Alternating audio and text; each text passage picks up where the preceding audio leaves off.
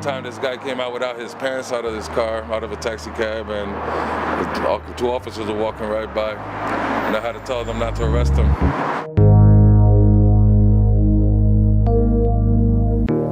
Somebody noticed terrible smelling on the 9th floor. He was dead for a couple months, lying upstairs.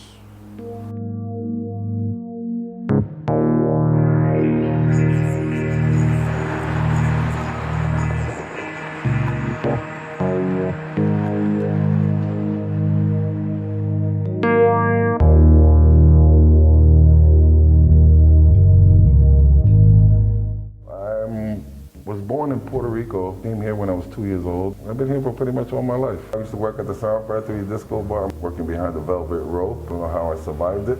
I live in a house in the Bronx. I have 2 girls. I have a 9-year-old named Jana, and I have a about to be 16-year-old named Jasmine. Me and the wife are divorced about maybe 2 years ago. You know, we're civil.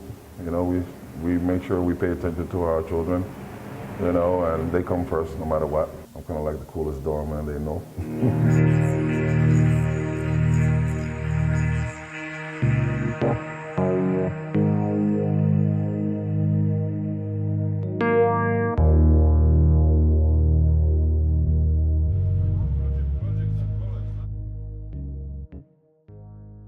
And I came to this country December 5th, 1994. I was in Turkey 2.5 years. I came from the Bosnia. I've been engineer, surveying engineer. I had a good job, good life, but everything spoiled by the war. I live in the Bronx. Yeah, family, 3 kids, wife. And my daughter, she's born in Turkey actually, and I have twin boys. They're born here in the Bronx. You are always in the middle of the fire. Hey, Al. Hi, Stacy. How you doing, Chief? Good, how are you? Good, how are you? Good. Yeah, so far. You have a good night. The first thing is security. When I open the door to greet people, to recognize people, not let anybody to come in, just the people who's alone. I mean, you don't have to be a policeman or anything like that and be super rescue, but I'm pretty sure they feel comfortable that we're here, and that's what they pay us for. Hey, Al. How are you? Good. In any situation, actually you have to read their minds and how to soften them. It's okay. Little exercise for him. One of my tenants. Yeah. She gets cold. How are you doing? Sometimes they're very, very tough because they can be rude to you. Sometimes you get people that are a little bit ignorant and then want to do that, so you gotta like force it a little bit. You cannot get too much close to tenants. You are working here. But of course, you are a human being and... Wow! Oh, you're the important guy.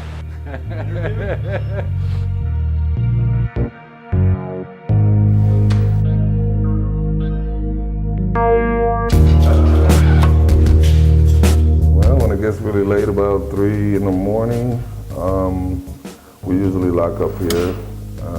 I'll go down and get something to eat, pick up some garbage upstairs and bring them downstairs so it won't clutter up the hallways.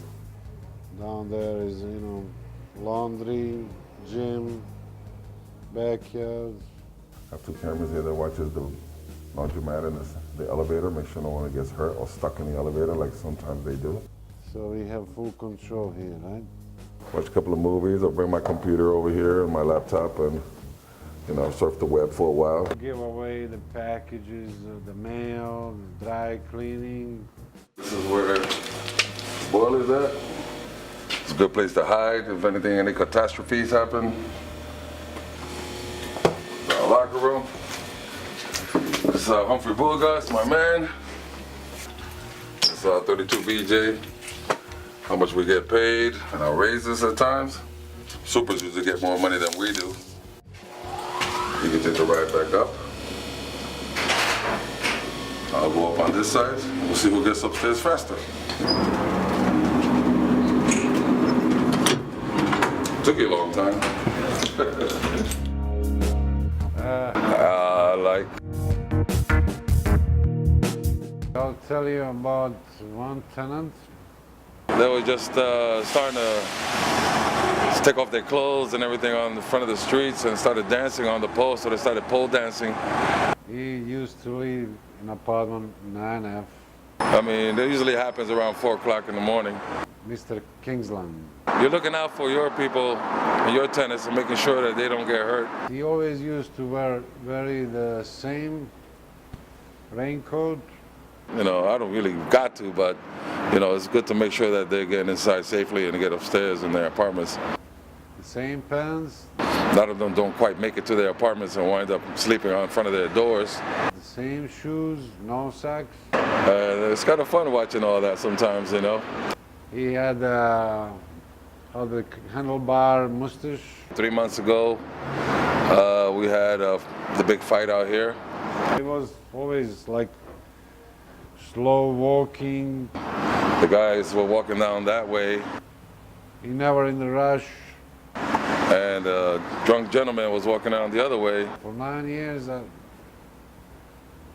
never seen anybody go up to his apartment. No deliveries, no guests, no visitors.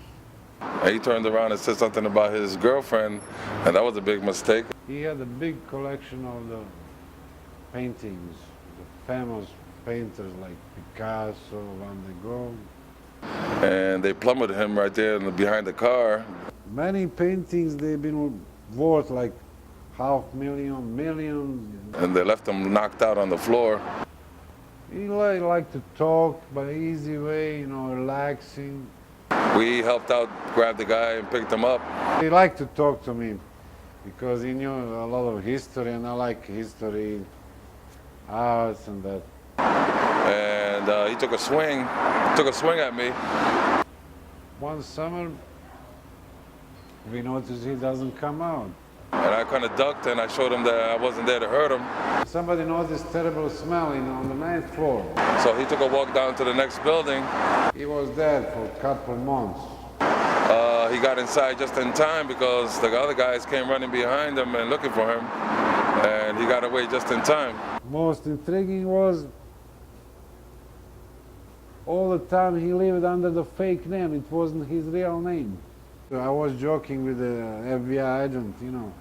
You can get one piece for you and one for me. We get rich and solve the problem. You know, you got very interesting people that have interesting jobs, you know. And they come in here and you get to meet them.